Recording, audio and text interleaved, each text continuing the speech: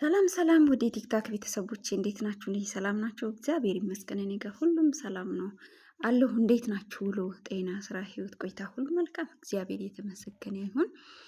እንዴት ናችሁ? እኔ ሰላም ናችሁ? ዛሬ የዚችን የታችንን ቪዲዮ እያየው ነበር እና በጣም ነው ልብ የሚነካው ማለት ነው። አንዳንድ ጊዜ ኃላፊነት የቤተሰብ ኃላፊነት መሸከም እውነት ለመናገር በጣም ነው የሚከብደው ማለት ነው። እና ቤተሰብን ለማገዝ በቃ ኃላፊነት ወስዶ የተለያዩ አይነት ስራዎችን መስራት ያው የራሳችን ላይ ትኩረት እንዳናደርግ ያደርገናል ማለት ነው። እና በዚህ ሁሉ ምን ተረዳው መሰላችሁ ወገኖቼ?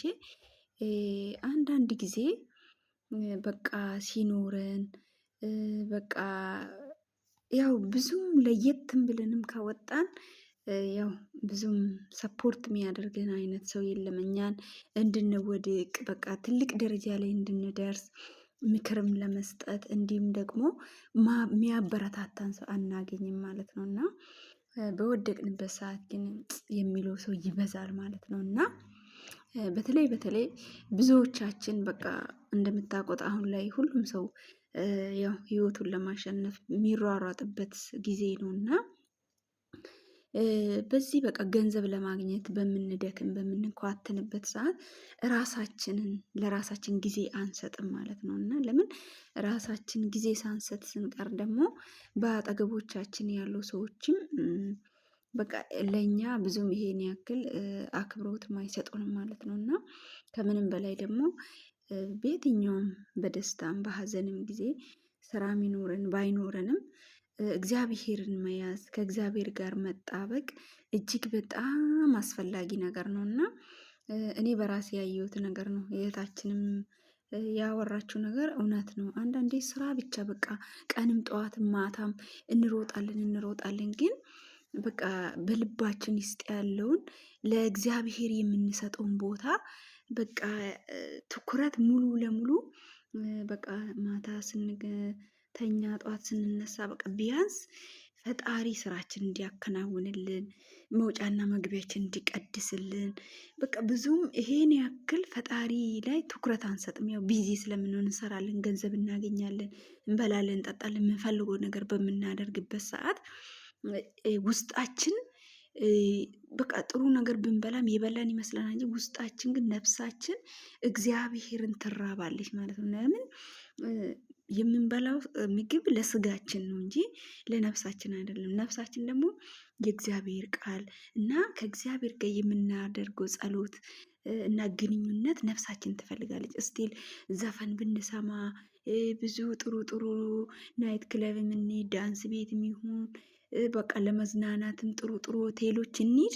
እስቲ ሁላችሁም ራሳችሁን በጽሞና አዳምጡ ማለት ነው። ጥሩ ሆቴልም ሄዱ፣ የትም ጥሩ ቦታ ሄዱ፣ እንዝናና እንኳን ስትሉ በቃ የሆነ ዘፈን ከፍታችሁ እስክታመጣችሁ ደንሳችሁ ጨፍራችሁ የሆነ ነገር በቃ ራሳችሁን ጠብቃችሁ ፀጉራችሁን ተሰርታችሁ ሜካፕ ተቀብታችሁ የሆነ ነገር በቃ ፉል የሆናችሁ ይመስላችኋል ከላይ ማለት ነው። ግን በቃ ብንበላ ሆዳችንን ብንጠቅ የሆነ ውስጣችን ቅር የሚልን ነገር አለ ማለት ነፍሳችን ምን ይሆናል? ከቀን ቀን ይሄ ህይወት እየተደጋገመ ሲሄድ ነፍሳችን ባዶ እየሆነች ነው የምትሄደው። አያችሁ፣ ያ ኃይል የሚሰጠን እኛ ምግብን ብንበላ ከውስጣችን ኦኔ ሆኖ ኃይል ሆኖ በቃ በእግዚአብሔር ላይ የምንተማመነውን እምነት ይሄ ስጋ ፍላጎታችን በሞላ በቃ ሁሉም ነገር በተሳካልን ጊዜ እየተሸረሸረ ይሄዳል። አያችሁ፣ ይሄ ዓለም እኛን አጥምዶ እንደዚህ ይዞናል ማለት ነው። እና መንፈሳዊ ኑሯችንና ዓለማዊ ኑሯችን የአንድ የሳንቲም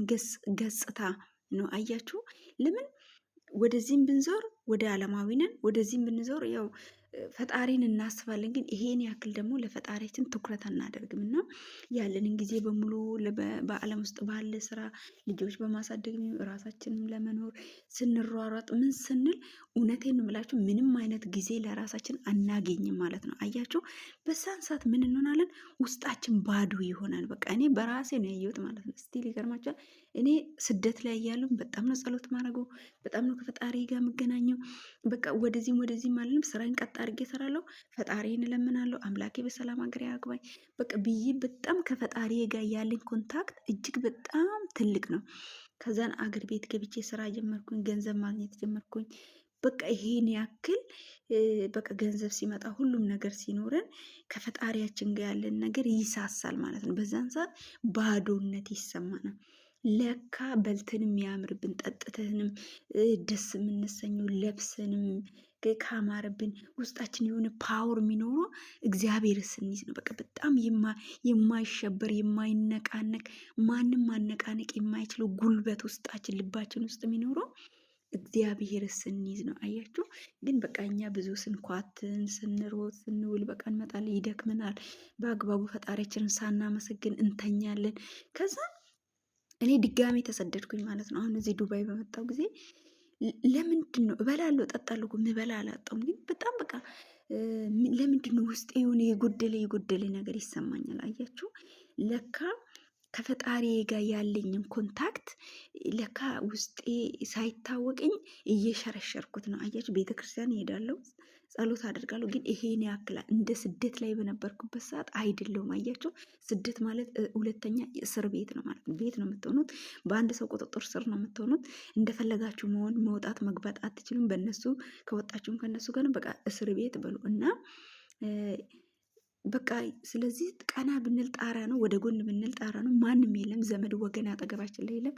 አንድና አንድ ከኛ ጋር ያለ ትልቁ ኃይል ማንም የማይወስድብን ሞገሳችን፣ ኃይላችን፣ ክብራችን፣ ሁለ ነገራችን በቃ የቤተሰቡ ናፍቆት እንድንችል ከሰዎቹ ጋር ያለውን ግብግብ እንድንችል ሁሉን ነገር ችለን ልባችን ኃይል ኖሮት በቃ ኩራት ውስጣችን እነሱ ከውጭ ቢጣሉንም ቢጨቃጨቁንም የውጭውን ፈተና የምንችለው የእግዚአብሔር ክብር ሲጋርድን እግዚአብሔር ስንይዝ እግዚአብሔርን በጸሎት ከሱ ጋር ስለምንጣበቅ በቃ ይሄም የውጭውን ሽብር እንችላለን ማለት ነው። አያችሁ የውጭውን በቃ ጋጋታ፣ ጩኸት፣ ጭቅጭቅ ይሄ ሁሉ ነገር ምንድነው ልባችን ውስጥ አይገባም። ቢሆን ከውጭ ነው የሚመለሰው። በቃ ለምን ልባችን እረፍት አለው። ጸሎት ስናደርግ ጠዋት ማታ ተነስተን ፈጣሪያችንን ብቻ ነው ተስፋ የምናደርገው። ለምን እስቲል ሞተን ልንገባ እንችላለን ብለን እንፈራለን። በቃ ያለ ረጅም ዓመታት የተለየናቸውን ቤተሰቦች ሳናይ ሰላም ሳንል እዚህ የሰው ሀገር ላይ እንኳን ሞትን እንዳንቀር እንፈራለን። በቃ ለምን ይሄ ናፍቆት አለ።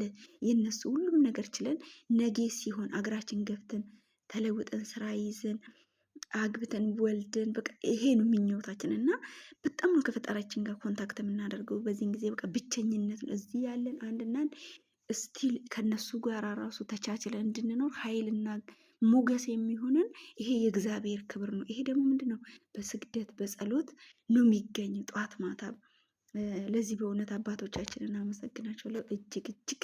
በተለይ አባታችን መምህር ግርማና እንዲሁም ደግሞ አባ ዮሐንስ ተስፋ ማርያም የወንቅሸት የቅዱስ ገብርኤል አዳማ ዮርዳኖስ መስራች ገዳም አባትና የአባታችን መምህር ግርማ ትምህርት እጅግ እጅግ ለእኔ በጣም ጠቅሞኛል ማለት ነው። ለምን ምንም እንዲሁ ዝም ብላችሁ ጸሎት ከማድረግ ተንበርክካችሁ ስገዱ፣ ወደ ፈጣሪያችሁን ያዙ፣ የትኛውንም ፈተና ትቋቋማላችሁ፣ የትኛውንም ፈተና ትችላላችሁ ብለው እነዚህ ትጉ አባቶቻችን ይህንን ትልቅ ጋሻ የሆነውን ጦር ጸሎት አስተምረውናል እና ከዛን በቃ አሁን ምንድነው ማንም አያሸንፍንም። በቃ አያችሁ የፈለገ ነገር ቢሆን ማንም አያሸንፍንም። ስለዚህ እግዚአብሔር አምላክ እየተመሰገነ ይሁን እና ብዙ ጊዜ ብቸኝነት፣ ባዶነት ብንበላም ብንጠጣም ብንለብስም ይሰማናል። አሁን እዚህ አረብ ሀገር ሁሉም ነገር አለ፣ ግን ያ በቃ ያ የውስጣችን ኃይል የውስጣችን ልባችን ሰላም ከሌለው ፈጣሪያችን ጠዋትና ማታ ማንለምን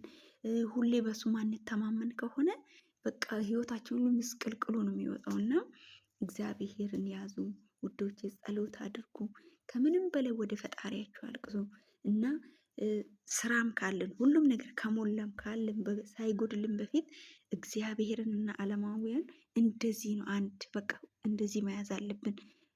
በዚህ በኩል መንፈሳዊ ህይወታችንን ማጠንከር አለብን፣ ዓለማዊ ስራችንን ደግሞ ተግተን መስራት አለብን ማለት ነው። እንደዚህ ሲሆን እኩል በኩል ስናስኬድ የበለጠ ደግሞ የፈጣሪያችንን ከፈጣሪያችን ጋር ያለንን ቁርኝነትና ግንኙነት ስናሰፋ ህይወታችን ደስታ ይኖራል፣ ሰላም ይኖራል፣ የውስጣችን ሰላም ይፈልቃል፣ የውስጣችን ደስታ ይመጣል ወገኖቼ። ስለዚህ በጸሎት እንበርታ፣ እንጠንክር እላችኋለሁ። እህታችን አንቺ እግዚአብሔር አምላክ አንቺ ጋር ይሁን፣ ጠንክሪ። ያው ማግኘትም ማጣትም ያለ ነው። ያው እግዚአብሔር ደግሞ አንቺ ጠንካራ ሴት ነሽ። ከዚህ በላይ ሰርተሽ ሀብቱን እንዴት እንደሚመጣ ማይተሻል። ያው የበለጠ ደግሞ ፈጣሪን መያዝ፣ ፈጣሪን ስንይዝ ትንሿ ነገር ራሱ የሰራነውን እሱ ከባረክልን ትልቅ ይሆንልናል። ዛሬን ነው መኖር። አያችሁ እኛ አሁን እዚህ አረብ ሀገር ስንኖር ነገ ዛሬ እዚህ ቁዝም ብለን እዝን ብለን እያለቀስ ራሳችንን በሀዘን ምን እያል ነገ ሀገራችን ሄደን ደስ ብሎ እንኖራለን። ግን ነገ የኛ አይደለም፣ ዛሬ ናት እቺ የኛ ህይወት።